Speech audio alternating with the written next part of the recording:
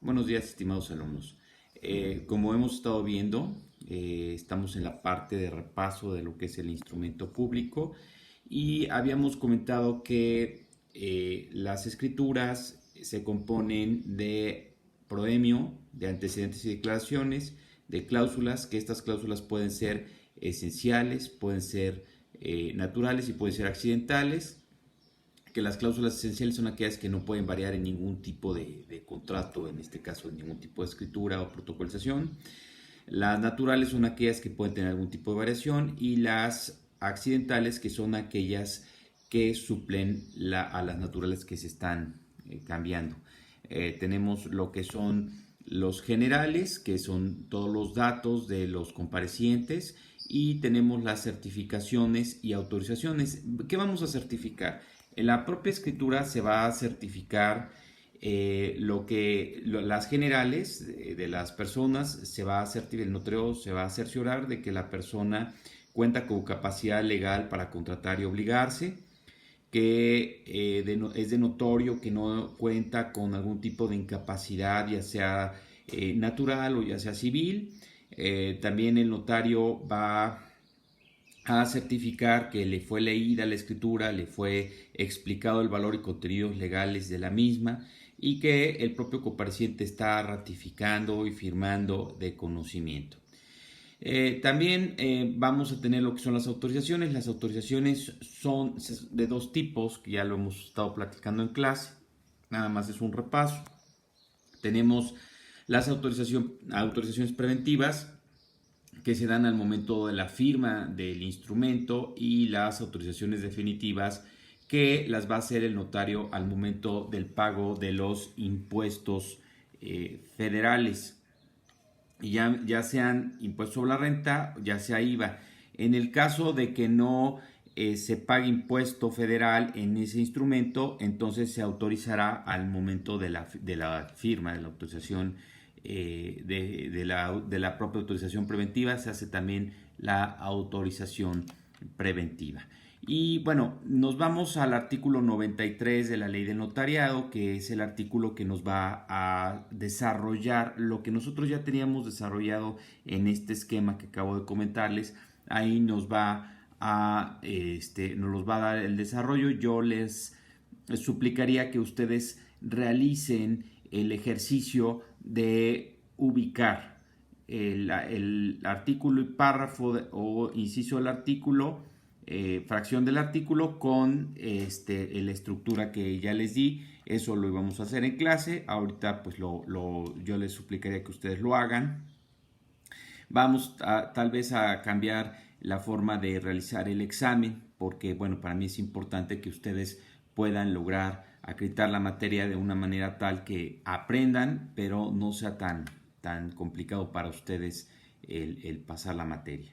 Eh, bueno, después del tema de instrumento y de pagos, que ya es la parte pues prácticamente de lo que nos tocaría ver en esta parte, vamos a ver un tema que ya habíamos trabajado un poquito en clase. Había dado un poco de introducción de él, que son los poderes y la revocación de poderes. Normalmente las escrituras no se van a revocar, no se pueden revocar. Solamente hay dos tipos de escrituras que podemos revocar, que son los poderes o mandatos y los testamentos. Voy a comenzar diciendo que, como ustedes ya saben muy bien, los testamentos se revocan a partir de un Nuevo Testamento, pero los poderes no se revocan de esa manera. Yo también eso ya lo habíamos comentado en clase. Los poderes se revocan a partir de una escritura de revocación de mandato. Cuando el notario que está haciendo la escritura de revocación de mandato no es el mismo que el que tiró la escritura primaria, entonces tendrá que notificar al notario que hizo la primera escritura de que se está revocando el mandato que hizo. Y en su caso también debe de notificar al mandatario. Esto es bien importante porque se tendrá que hacer esa notificación al mandatario. Por otro lado, desde el año 2005 existe en nuestro país lo que es un registro nacional de Poderes, este Registro Nacional de Poderes, como su nombre lo dice, registra todos los poderes que haya en el país. En este caso, el notario tiene que notificar que se llevó a cabo un determinado mandato. También tenemos otro tipo de registro que es el Registro Nacional de Testamentos, que también yo ya había platicado con ustedes. Este Registro Nacional de Testamentos, en él se van a registrar todos los testamentos que se hayan hecho en la República Mexicana. En el caso del Registro Nacional de Testamentos, quien da el aviso de que se tiró un testamento no es el notario directamente, sino que va a ser a partir de el Archivo General de Notarías. El notario tiene 10 días para que cuando él tira el testamento, se hace el testamento ante su fe, él tiene 10 días para dar aviso al Archivo General de Notarías y el Archivo General de Notarías a su vez da aviso al Registro Nacional de Testamentos. Y bueno, es importante porque el notario debe tener mucho cuidado en el caso de los poderes porque se fue complicando mucho el tema de los mandatos y obviamente ya también habíamos explicado en clase que los mandatos para precios y cobranza, actos de administración y de riguroso dominio sí requieren ser inscritos en el registro público de la propiedad. Esto es bien importante porque no podemos hacer un poder general para precios y cobranza, actos de administración y de riguroso dominio sobre todo un patrimonio, sino que lo vamos a hacer única y exclusivamente sobre un bien inmueble. Entonces se va a registrar en la partida de ese bien inmueble que existe ese poder o ese mandato, ¿sí? Y bueno, obviamente se tendrá que anotar en la partida, ¿sí? Bueno, eso ya lo habíamos explicado. ¿Cuáles son los requisitos que se necesitan para en un momento determinado dar el aviso de otorgamiento de mandato? Se debe poner el nombre completo del notario, la clave única del registro público, del registro de población del notario, es decir, la CURP.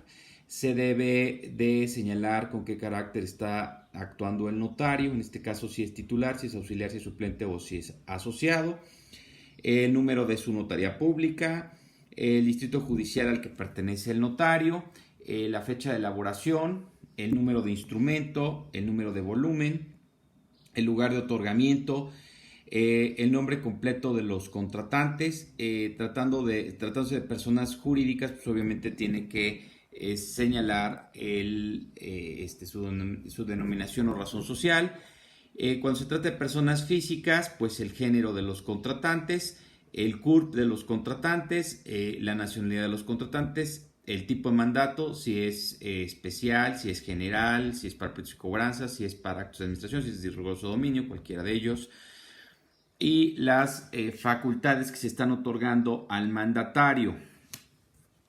Es bien interesante el tema de la revocación de mandato porque en la revocación del mandato, como ya les había comentado anteriormente, el notario requiere dar aviso, por lo menos aquí en Puebla, requiere dar aviso al notario en donde se tiró el primer mandato, donde se hizo la escritura del mandato, la escritura primaria.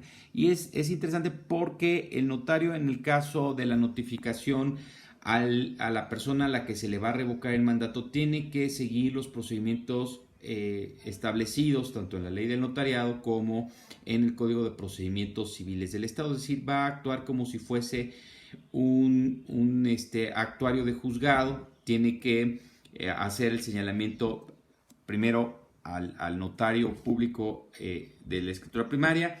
Tiene que igual en el escrito que le va a enviar, tiene que poner el número de instrumento, el número de volumen, el nombre de los contratantes del que está revocando el poder, el nombre de a quién se le está revocando el poder.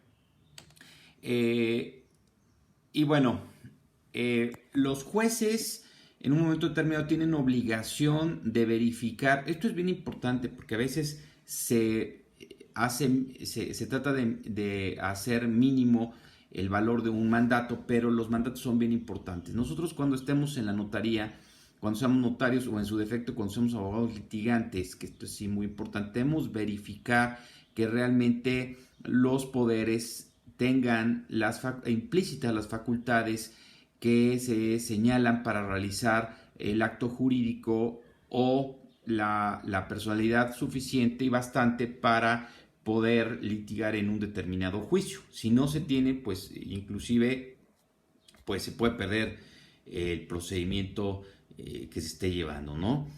Y bueno, los jueces están obligados a verificar la personalidad de los comparecientes y bueno, lo pueden hacer solicitando al notario o al Archivo General de Notarías, recordando que el notario se va a quedar con los instrumentos, con el protocolo 10 años después de que se haga el cierre de los mismos.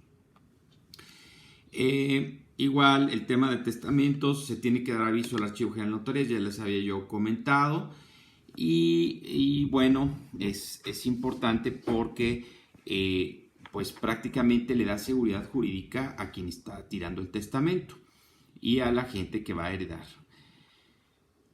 Vamos a pasar a otro tema que es bien interesante porque vamos a hablar de una tesis jurisprudencial en donde vamos a hacer una comparativa entre lo que nos dice el propio Poder Judicial Federal respecto a que si el notario es o no es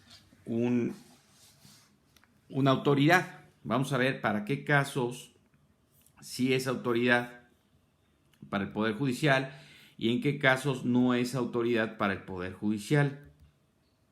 ¿En qué casos nos dice el Poder Judicial que el notario no es autoridad?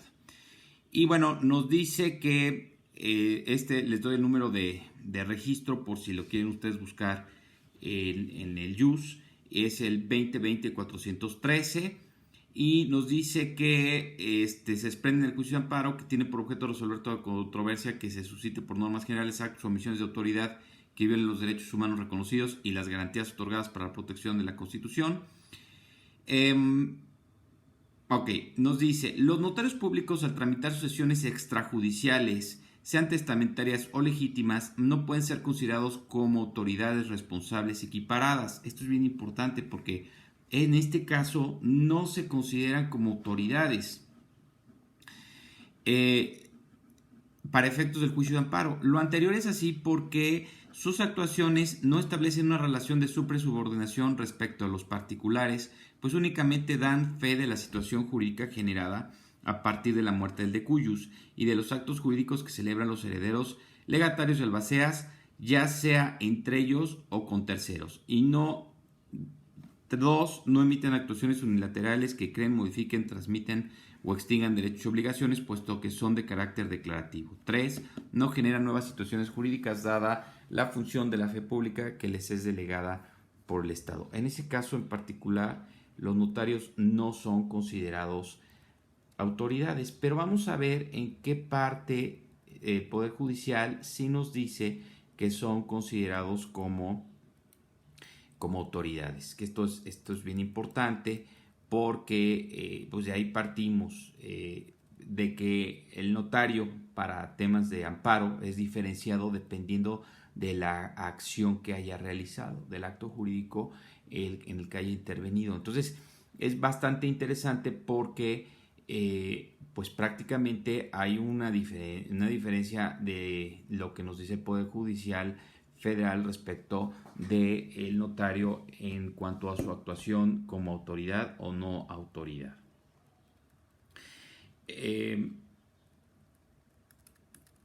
Vamos a ver, un segundo, por favor.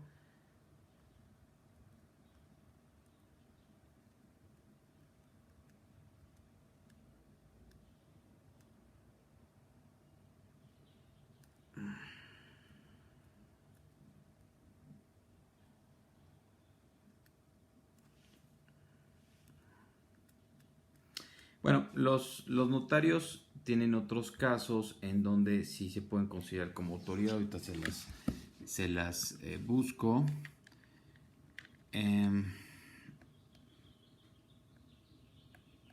Un segundo, por favor. Y bueno, vamos a ir trabajando el tema vamos a ir trabajando un poquito el tema de cómo vamos a,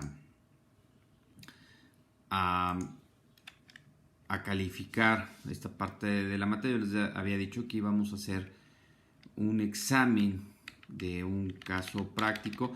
En este caso no lo vamos a poder hacer. Yo creo que lo que vamos a trabajar ahora es prácticamente otro tipo de evaluaciones. Yo les voy a ir comentando las evaluaciones que vamos a trabajar. Bueno, les paso las jurisprudencias más adelante. Ahora vamos a entrar a otro tema muy importante, que es el tema del notariado mexicano como parte del sistema latino-germánico. Yo ya les había comentado, prácticamente el derecho notarial es un derecho que notarial nace en Roma, ¿sí? Aunque tenemos nosotros un antecedente en Egipto y un antecedente en Grecia, realmente donde tenemos el nacimiento del derecho notarial como nosotros lo conocemos es en Roma. Y este derecho notarial, como nosotros lo conocemos, pasa a toda Europa, pasa a Europa continental, pero también pasa inclusive a Inglaterra. Y en Inglaterra, sí, bueno, ya les comento y ahorita regresamos al tema de Inglaterra. Perdón. ¿En qué casos el notario público sí es autoridad para efectos del juicio de amparo, a contrario censo de lo que habíamos comentado hace un momento respecto a que no es autoridad para el caso de testamentos, pero sí es autoridad o se considera como autoridad para efectos de entregar le emite la entrega de escritura correspondiente, y nos va a decir el registro de esta tesis jurisprudencial es el 2019-636, y esta nos va a decir que el artículo 5º, fracción segunda de la ley de amparo establece que son partes en el juicio de amparo, entre otras, las autoridades responsables, teniendo tal carácter con independencia de su naturaleza y forma, ¿sí? Y nos dice acá que el notario es un organismo descentralizado de colaboración. Por otra parte, de la regulación integral de la ley de notariado se advierte que el particular primero debe tener el carácter de aspirante a la función notarial, luego obtener el nombramiento de notario y colegiarse obligatoriamente para realizar sus funciones. Además, entre otros requisitos, debe rendir protesta de ley, otorgar depósito en efectivo en el colegio, proveerse a su costa el protocolo y sello de autorizar y su firma. Esto último es muy importante porque la unilateralidad del acto que el notario manifiesta, precisamente cuando coloca su sello y firma, esto último es importante porque le puede poner a una escritura la autorización o la razón de no paso en las actas y escrituras correspondientes de su protocolo, y que significa la aprobación por el notario del acto o hecho jurídico pasado ante su fe, lo que es independiente de la relación de coordinación por la que los particulares solicitan su actuación. En virtud de que el autorizar o no un instrumento notarial es un acto de supra y subordinación de carácter obligatorio, que es todo lo contrario a lo que nos dice la otra tesis. En virtud de que el autorizar o no un instrumento notarial es obligatorio y sustentado en una norma general como la ley del notariado, y que puede crear, modificar o extinguir situaciones jurídicas en beneficio o perjuicio de los gobernados.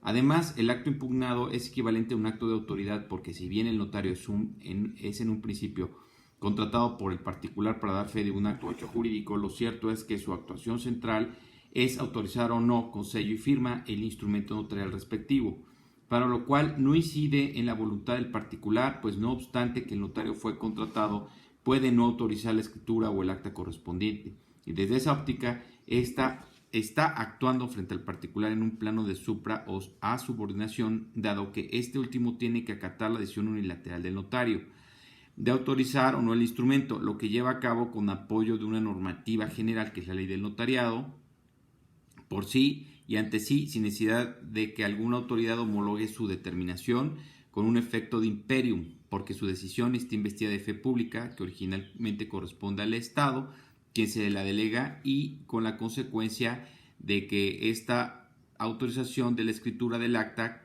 crea, modifica o extingue situaciones jurídicas a favor o en detrimento del interesado.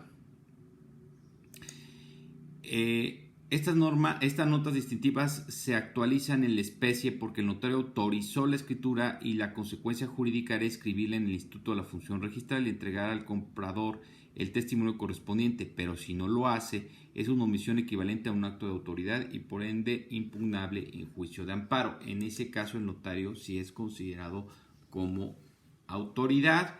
¿Y en qué otros casos no es considerado como autoridad? Cuando calcula, retiene y entera los derechos por inscripción en el registro público de la propiedad. En ese caso, tampoco es considerado como autoridad, ¿sí?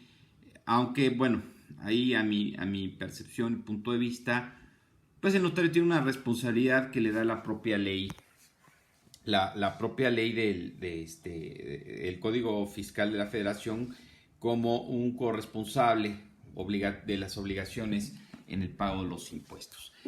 Con esto estaríamos terminando este video. Ya vamos el siguiente video vamos a trabajar el tema de el derecho notarial anglosajón y el derecho notarial de tipo latino, y bueno, vamos a estar trabajando cómo vamos a evaluarlos en este periodo. Pues, queridos y estimados alumnos, los dejo y seguimos con el siguiente video. Muchas gracias.